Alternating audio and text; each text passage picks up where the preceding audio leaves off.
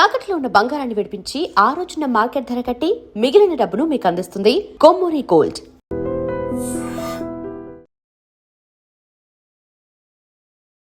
నమస్తే రమగారు. నమస్తే జయ. రమగారు, ఏదైనా ఒక జానపద గాథ సిరీస్ లాగా ఉంటే కొంచెం ఒక 10, 15, 20 లాంటి ఎపిసోడ్లు ఉంటే వరుసగా ఒక సిరీస్ లాగా చేద్దామండి. చేద్దాం. ఎందుకంటే పిల్లలకు కూడా ఇంకొక నెల పోతే కొంతమందికి హాలిడేస్ వచ్చేసినాయి. చిన్నపిల్లలకి ఏప్రిల్ అయిపోయిందంటే ఇంకా హాలిడేసే కదా, చక్కగా సిరీస్ అంతా చూసుకుంటానికి వీలుగా ఉంటుందని. పూర్వం ఒక రాజుగారు ఉండేవారట. రాజుగారి పేరు సూరసేనుడు. ఆయనకి ఒక మంత్రి, ఒక పురోహితుడు, అట్లా స్నేహితులు ఉండేవాళ్ళు. రాజుగారికి సంతానం లేదు. ఈ మంత్రి గారు ఫ్రెండ్ అనమాట. పురోహితుడు కూడా, వీళ్ళంతా కలిసి చదువుకుని రాజ్యానికి వచ్చారు. తను రాజు అవ్వంగానే తన స్నేహితుడిని మంత్రిని చేసుకుని, పౌరోహిత్యం చేసే తన స్నేహితుడిని తనకు రాజపురోహితుడిగా పెట్టుకుని, ఒక వ్యాపారస్తుల అబ్బాయి కూడా వీళ్ళ స్నేహితుడు, అతనితోటి ఫ్రెండ్షిప్ ఉండి వీళ్ళతోటి ఒక యంత్ర పరికరాలు చేసే ఒక కమ్మరి అబ్బాయి చదువుకున్నాడు. అతన్ని కూడా తమ రాజ్యంలోనే ఏవో పనులు చేయటానికంటే రాజ్యానికి అవసరమైనవి, రాజమందిరానికి అవసరమైన పనులు అతనితోటి చేయించుకునేవాళ్ళు. ఈ 5గురు బాగా స్నేహంగా ఉండేవాళ్ళు. అదేమిటో విధి వైచిత్ర్యం, ఎవరికి పిల్లలు లేరు. అయితే ఒకనాడు ఏమైంది, వీళ్ళంతా ఒక సాయంకాలం పూట కలుసుకున్నారు.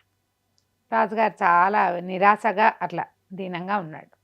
మంత్రి అడిగాడు, ఎందుకు ప్రభు ఇట్లా నిరాశగా ఉన్నారు, ఎందుకు ముభావంగా కనపడుతున్నారంటే ఆయన ఏం చెప్పాడంటే, మరి మనకి మా రాజ్యానికి చుట్టుపక్కల చాలా గ్రామాలు ఉన్నాయి కదా, ఆ గ్రామాల్లో ఒక సంపన్న భూస్వామి మరణించాడు.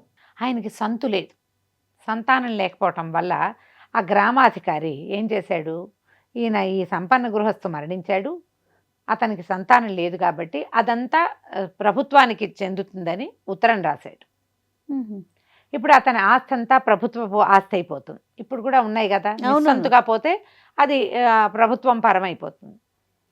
ఇప్పుడు వాడు ఎవరిదో ఆస్తి మనం ప్రభుత్వ పరం చేసుకుంటాము, మనకు కూడా సంతానం లేదు, మన తర్వాత ఏమిటి, మన తర్వాత కూడా ఏదో మన తర్వాత మన రాజ్యం ఎవరికి వెళ్తుంది? అవును, ఇప్పుడు మన రాజ్యం ఉంటే ప్రభుత్వాన్ని పరం చేస్తామని అవేవడేవో ఆస్తులు తీసుకొచ్చి మన దాంట్లో కలుపుతారు. మనం ఏం చేయాలి? అదేదో వింతగా మనం 5గురం స్నేహితులు అయితే మన 5గురికి పిల్లలు లేకుండా అయ్యారు అని చెప్పాడు. చెప్పేసరికల్లా మంత్రి అన్నాడు, అదేమిటండి అలాంటి నిరాశపడకూడదు, ఏమంత వయసు మించిపోయిందని. చాలామంది రాజులకి ఆ లేట్ వయసులో, అంటే పెద్దవాళ్ళు అయ్యాక వృద్ధాప్యంలో సంతానం కలిగిన వాళ్ళు లేరా? రామాయణ గాథ ఉంది. దశరథ మహారాజు ఎంత వృద్ధుడు, అవును, 60,000 సంవత్సరాల వయసు వచ్చాక ఆయనకి కుమారుడు కలిగాడు. ఒక్కడు కాదు, 4 కుమారులు. వాళ్ళు యజ్ఞం ఏదో చేశారు. మనం కూడా అట్లాంటిది ఏదైనా చేద్దాము, ఏ పూజ చేస్తే సంతానం లభిస్తుందో చూద్దాం అని బాగా ఆలోచించారు. పురోహితుడు అన్నాడు, చాలా రకాల పూజలున్నాయి, నక్షత్ర జపాలు చేయొచ్చు, రాజుగారికి సంతానం కలిగి. ఇప్పుడు ఏంటంటే, ఎప్పుడైనా ఒక ఇంట్లో ఒక సంతోషం ఉందనుకో, ఒక సంతానం కలిగింది, దాన్ని చూస్తే మిగిలిన వాళ్ళందరూ సంతోషపడతారు, అందరికీ ఆ సంతోషం వస్తుంది. అట్లాగే అవును అవును, కాబట్టి మనకు అందరికీ సంతాన సాఫల్యం కలుగుతుంది, ఏదైనా పూజ అని బాగా ఆలోచించారు. ఏం వ్రతం చేయించవచ్చు, ఏం పూజ చేయించవచ్చు, ఏ నక్షత్రాలు జపం చేయాలి, దీని మీద విస్తారంగా మాట్లాడుకుంటుంటే ఆకాశంలోంచి ఒక పక్షి పైన ఎగురుతూ వెళ్తోంది. దాని కాలుతోటి అది ఒక మామిడి పండును పట్టుకుంది. ఆ పండు జారి వీళ్ళ మధ్యలో పడింది. ఆశ్చర్యపోయారు. పక్షి గీరినట్టు కనపడుతోంది. అది మంచి శీతాకాలం. సాయంకాలం వీళ్ళు 5 గంటలకు కూర్చుంటే చీకటి పడిపోతుంది. ఆ సమయంలో మామిడి పండు ఎట్టా వస్తుంది? అది పైనుంచి పక్షి గీరినట్టు తెలుస్తోంది. ఆశ్చర్యపోయారు. ఇది వేళగాని వేళ, కాలంగాని కాలంలో మామిడి పండు ఇలా రావటం ఏమిటి అని ఆలోచించుకున్నారు. ఏదో ఆ మాట ఈ మాట మాట్లాడుకున్నారు. ఇది అంటే రేర్గా జరిగేది కాబట్టి తలా ఒక ముక్క తిందామని ఒక దాసిని పిలిచి ఈ పండును గడిగి 5 ముక్కలు చేసి పట్టుకురమని 5గురు 5 ముక్కలు తిన్నారు. పంచుకున్నారు ఆ పండుని. ఎవరి దారిని వాళ్ళు. చీకటి పడేసే చలికాలం కదా, ఇళ్ళకి వెళ్ళిపోయారు. రాజుగారు అంతఃపురంలోకి వెళ్ళిపోయాడు. మంత్రి గారు తన సౌధానికి, వ్యాపారస్తుడు, కమ్మరి, తర్వాత పురోహితుడు కూడా ఎవరిళ్ళకి వాళ్ళు వెళ్ళిపోయారు. కొద్ది రోజుల్లో 5గురు భార్యలు గర్భవతులయ్యారు. 5గురికి 5 కుమారులు కలిగారు. కుమారులు 5గురికి కూడాను. 5గురికి కుమారులే కలిగారు. ఒక్కొక్కళ్ళకి ఒక్కొక్క కుమారుడికి ఒక్కొక్క పేరు పెట్టారు. రాజుగారి అబ్బాయి పేరు వసంతుడు, మంత్రి గారి అబ్బాయి పేరు రాముడు, పురోహితుడి కుమారుడి పేరు ప్రవరుడు, తర్వాత వ్యాపారస్తుడి కుమారుడి పేరు సాంబుడు, ఈయన ఉన్నాడు కదా కమ్మరి ఆయన, వాడి పేరు దండుడు అని పెట్టారు. ప్రసాదులు. ఓహో, అట్లా ఇలా ప్రసాదంగా ఆ మామిడి పండు లభించిన వేళా విశేషం మంచిది. పురోహితుడు ఆ సమయంలో ఆయన సమయం లెక్క కట్టి ఇది మన అదృష్ట ఫలం, మన సమయం మంచిది, అందుకే మనకి ఇది దొరికిందని చెప్పాడు. అందుకే ఆ పండు తిన్నారు. తర్వాత ఒక 3-4 నెలలకే భార్యలు గర్భవతులు అయ్యారు. ఏడాది తిరిగేసరికి కుమారులు అన్నారు. ఎంత చక్కగా తయారయ్యారో పిల్లలు. 5గురు కలిసే పెరిగారు, కలిసే చదువుకున్నారు. తండ్రుల్లాగానే ఎవరి విద్యల్లో వాళ్ళు ప్రవీణులు అయ్యారు. వ్యాపారస్తుడి కొడుకుకి వ్యాపారం వచ్చింది, తర్వాత మన కమ్మరి అయిన కొడుక్కి యంత్ర సాధనాలు చేయటం వచ్చింది, పురోహితుడి కుమారుడికి పౌరోహిత్యం, మంత్రి గారి అబ్బాయికి మంత్రాంగం, రాజుగారి అబ్బాయికి రాస విద్యలు. కానీ వీళ్ళు 5గురు ఎడబాయని జంటగా ఉండేవాళ్ళు. సరే, అందరికీ 22-23 సంవత్సరాలు రాగానే కుమారులకి వివాహాలు చేసేసి వీళ్ళకి రాజ్యం అప్పచెప్పాలి, ఈ రాజ్యంలో ఈ వ్యాపారాలు వ్యవహారాలని అప్పచెప్పాలని తండ్రులు భావించారు. భావించేసరికి వీళ్ళు ఏమనుకున్నారు, ఇప్పుడే చదువులు అవ్వగానే ఈ బాధ్యతల్లో ఎందుకు పడాలి, కొంతకాలం మనం బయట ఎక్కడైనా తిరిగి రావాలి, తిరిగి వద్దాం. చెబితే వీళ్ళు ఒప్పుకోరని 5గురు అబ్బాయిలు తమకి దొరికిన సంపదల్ని, వజ్రాలని అన్నీ మూటగట్టుకుని గుర్రాలతోటి బయలుదేరారు. 5గురు చెప్పలేదు. 5గురు చెప్పల. వీళ్ళు కలిసికట్టుగా పనిచేస్తారు. 5గురు దేశాటన కోసం బయలుదేరారు. 1 సంవత్సరం 2 ఏళ్ళు తిరిగి వద్దాం, మనకు కూడా రాజ్యంలో ఆనుపానులు, బయట రాజ్యాల్లో బయట దేశాల్లో ఏమున్నాయో అది మన దేశంలో ఏం ఇంప్లిమెంట్ చేయాలో తెలుస్తుంది, ఏం చేయకూడదో తెలుస్తుంది. కొంచెం ప్రపంచం చూడడం కోసం. పట్టాభిషేకం చేసుకున్నాక పంపరు, అవును, ముందే వెళ్ళాలి. అందుకని 5గురు బయలుదేరి వెళ్ళిపోయారు. వీళ్ళు వెళ్ళి రకరకాల ఆ ఊళ్ళు ఈ ఊళ్ళు చూసుకుంటూ, వీళ్ళ దగ్గర ధనం ఉంది, తెలివిగల వాళ్ళు, ఎక్కడ ధనం అపహరణకు గురవటాలు అట్లా ఏం జరగల. 5 గుర్రాలతోటి బయలుదేరి వెళ్తూ వెళ్ళారు. వెళ్తే ఏమైంది, వీళ్ళు ఒక రాజ్యాన్ని చేరుకున్నారు. ఊళ్ళోకి వెళ్ళేసరికల్లా సైనికులు ఎవరో కనపడ్డారు. ఇదేమిటి ఇట పడుకునే వేళ తిరుగుతున్నారు మీరు, ఇట్లా తిరగకూడదని చెప్పారు సైనికులు. ఇదేం పడుకునే వేళ, పట్టపగలు అంటే ఆ సైనికుడు చెప్పాడు, పట్టపగలు అనకూడదు, ఇది పగలు కాదు, ఇది రాత్రి, పడుకోవాలంటాడు. మీరు నిద్రించే సమయం, నిద్రలో మీరందరూ నిద్రపోతుంటే మేము గస్తీ తిరుగుతున్నాం, కాబట్టి మీరు నిద్రించాలి, గుర్రాలు వేసుకుని తిరగడానికి వీల్లేదు. తెలబడి ఇదేమిటి పట్టపగలు ఫెళ్ళఫెళ్ళాడిపోతుంది ఎండ, ఇప్పుడు పడుకోవటం ఏంటి. అప్పుడు వాళ్ళకి తెలిసింది, ఊరు నిశ్శబ్దంగా ఉంది, ఆ రాజ్యం అంతా అందరూ పడుకొని ఉన్నారు, వీళ్ళు కేవలం గస్తీ తిరుగుతున్నారు అంతే. అదేమిటి మీ రాజుకు తెలియదంటే రాజుగారికి పేరు ఎత్తకూడదు. సరే, ఏదైనా సత్రం ఉందో చెప్పి అది మా పూచి కాదు, మీరే వెతుక్కోండి. ఏం చేయాలో తెలియలే. అసలు ఏ ఇంటికి తలుపు తెరిచి లేదు, అన్ని తలుపులు వేసేసి ఉన్నాయి. ఏమిటో చూద్దామని కొంచెం అటు ఇటు తిరిగి, ఒరే మన దగ్గర ఉన్న ఆహారం తిని ఎక్కడైనా పడుకుందాము అని చెప్పి ఏం చేశారు వీళ్ళు, వచ్చే దారిలో ఏవో అవి ఇవి కొన్నారు, పళ్ళు ఫలాలు కొన్నారు, తిండి పదార్థాలు కొన్ని తెచ్చుకున్నారు, తినేసి ఒక ఇంటి అరుగు మీద విశ్రాంతి తీసుకున్నారు. 5గురు తలా పక్కన పడుకున్నారు. ముందు నిద్ర రాదు, పట్టపగలు ఏం నిద్ర వస్తుంది. అయితే ఏమిది, ఇప్పుడు ప్రయాణాల్లో ఉన్నారు కదా కొన్ని రోజులుగా, కొంచెం అలసటగానే ఉంది. ఏదో అరుగుల మీద పడుకునేసరికి చల్లగా ఏదో కొంత నిద్ర పట్టింది. సాయంకాలం వీళ్ళకి మెలకు వచ్చేసరికి అన్ని తలుపులు తెరుచుకున్నాయి. ఊళ్ళో జనమంతా బయటకు వచ్చారు, కొంతమంది పొలాలు వెళ్తున్నారు. సాయంకాలం అయ్యేసరికి దీపాలు పుచ్చుకుని నడుస్తున్నారు. ఇళ్లల్లో పనులు అవుతున్నాయి, వంటలు మొదలు పెట్టుకున్నారు. కొంతమంది పొలాలు, కొంతమంది వ్యాపారాలు, కొంతమంది ఉద్యోగాలు. చిన్నపిల్లలు బళ్ళకెళ్తున్నారు, కొంతమంది పిల్లలు బయట ఆడుకుంటున్నారు. వీటికి అర్థం కాల. చీకటి పడిన కొందికి పనులు ఉద్రేకం పెరిగిపోయింది. పట్టపగలు తిరిగినట్టుగా రాత్రి వేళ తిరుగుతున్నారు జనం. ఏమిట్రా వీడి తమాషా, వీళ్ళు ఏమిటి ఇలా ఉన్నారు, వీళ్ళు పగలేమో నిద్రపోతారు, రాత్రేమో తిరుగుతారు, పనులు చేసుకుంటున్నారు. పైగా అసలు చాలా సహజంగా మామూలుగా ఉన్నారు.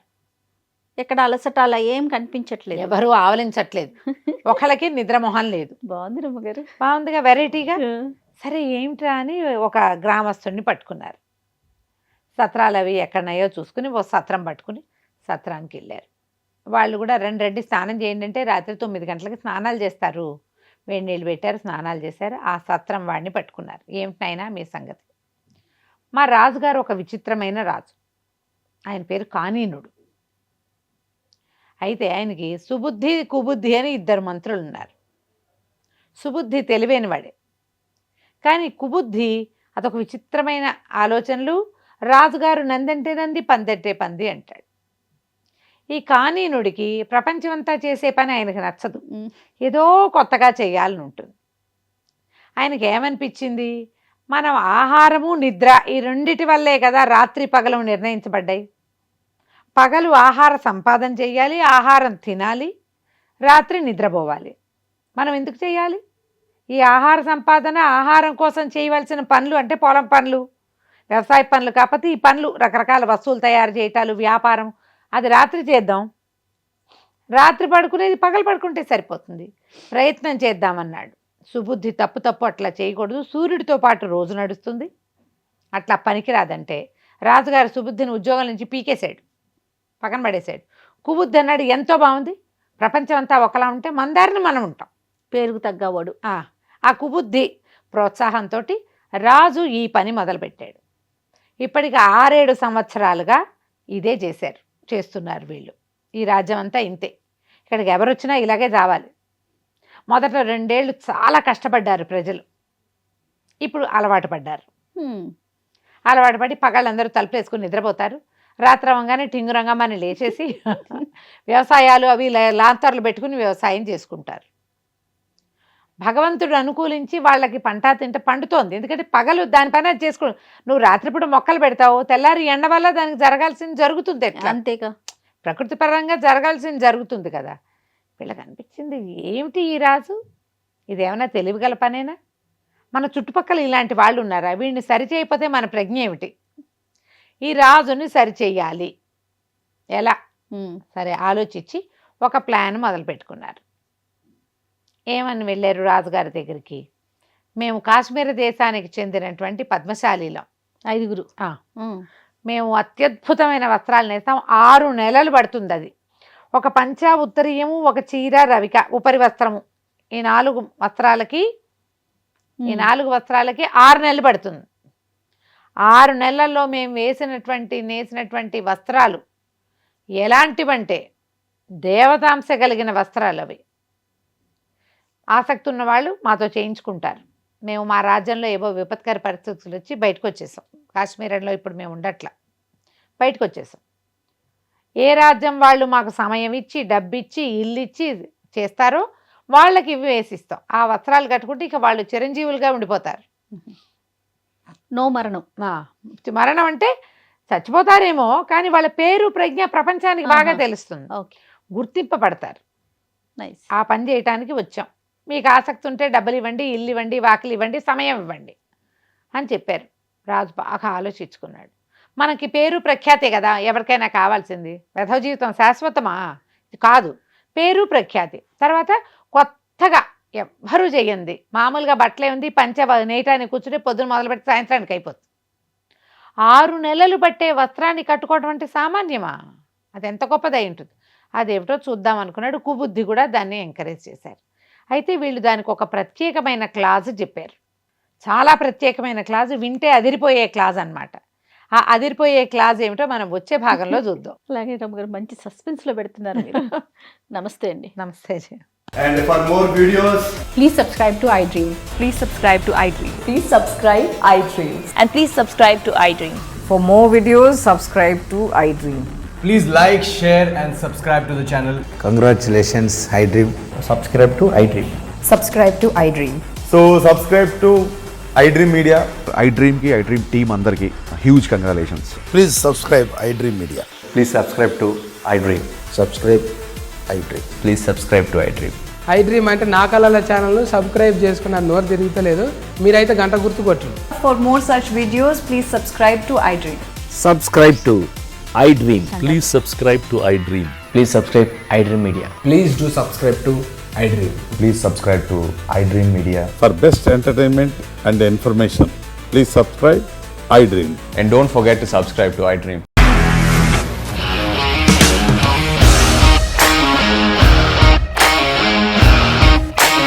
ఇండస్ట్రీలో కమిట్మెంట్ ఇష్యూస్ వస్తే నీకు కూడా వచ్చినట్టు మార్నింగ్ తీసుకెళ్ళాలంటే కొట్టి పడేస్తారు.